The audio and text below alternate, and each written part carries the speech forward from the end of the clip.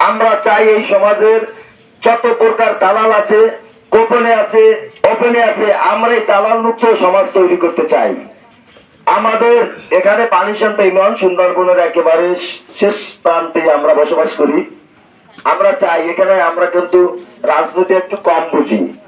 আর এখানে আমি আমাদের ইনচার্জ ভাইয়ের কাছে আমি একটু অনুরোধ করব, এখানে গাঁজা মদ ওপেনলি ভাবে বিক্রি হয় এবং গাঁজা মদ খেয়ে এসে পানিশান্তা বাজারে এসে অনেকে মদের নেশায় অনেক ধরনের কথাবার্তা বলে ব্যবসায়ীদের সাথে।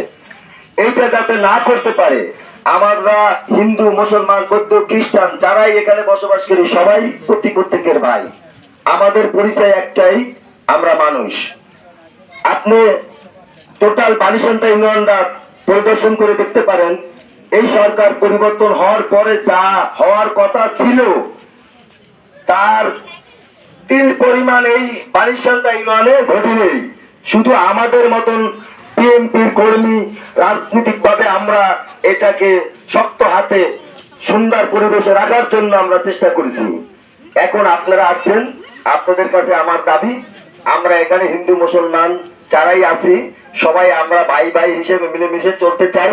আমাদের ভিতরে কোনো প্রতিহিংসা নাই, আমরা কোনো চাঁদাবাজির সাথে জড়াতে চাই না, আমরা কোনো চাঁদাবাজকে দেখতে চাই না, আমরা দালাল মুক্ত সমাজ চাই। আমরা আমাদের মায়ের অধিকার সুন্দর পরিবেশের জন্য আমরা ধরে রাখতে পারি।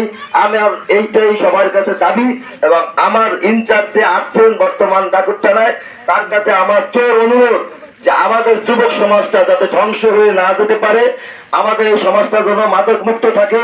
কেউ যেন মাদক খেয়ে এই পানিশান্তায় এসে মাদকের ঘ্রাণ একজন মুরব্বী একজন বাচ্চার কানের দ্বারে যে বলতে না পারে যে আমি মাদক খেয়ে এসেছি।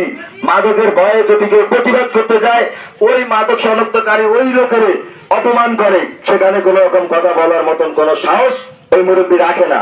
তা আপনারা শক্ত হাতে এই সমাজের বিশৃঙ্খলকারী যারাই আছেন গোপনে তদন্ত। বাংলাদেশ জাতীয়তাবাদী দল যুব দলের পক্ষ থেকে সকল পরিচয় হচ্ছে, আমার নাম মোহাম্মদ সোহেল পাটোয়ারি। আমি সাবেক সিঙ্গাপুর প্রবাসী এবং এই অঞ্চলেরই ছেলে। আমার জন্মস্থান এই পানিশান্তার মাটি। অতএব এলাকার মানুষের সুখ দুঃখের সাথে আমরা সারা জীবন জড়ানো ছিলাম, এখনো আছি, ভবিষ্যতেও থাকতে চাই। প্রিয় পানিশান্তা ইউনিয়নবাসী, আপনারা জানেন বিগত আমলে ওই অল্প কিছুদিন আগে যে ছাত্র জনতার আন্দোলনে দেশের সরকারের পরিবর্তন হয়েছে।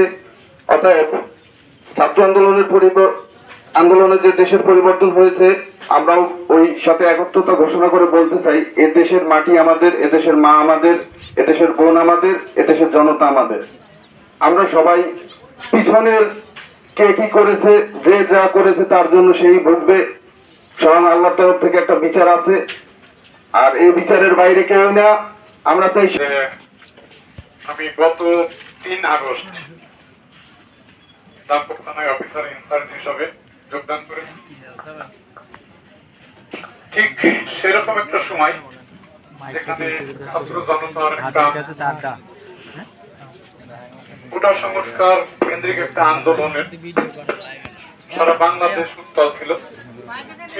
সেই প্রেক্ষিতে আমি দামপুর থানাতে 3 তারিখে অফিসার ইনচার্জের দায়িত্ব নিয়ে যোগদান করেছি এবং আপনারা জানেন সেই ছাত্র জনতার আন্দোলনের প্রেক্ষিতেই গত 5 তারিখে সরকার পদত্যাগে বাধ্য হয় এবং সরকার পরিবর্তন হয়ে এখন অন্তর্বর্তীকালীন সরকার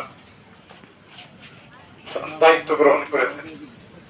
এর প্রেক্ষিতে সারা বাংলাদেশের যে একটা অস্থিতিশীল পরিস্থিতি বিরাজমান ছিল, সেই বিরাজমান অস্থিরতায় আসলে দীর্ঘদিনের যে মানুষের ভিতরে ক্ষোভ সঞ্চার ছিল তারই বহিঃপ্রকাশ হিসাবে সারা বাংলাদেশ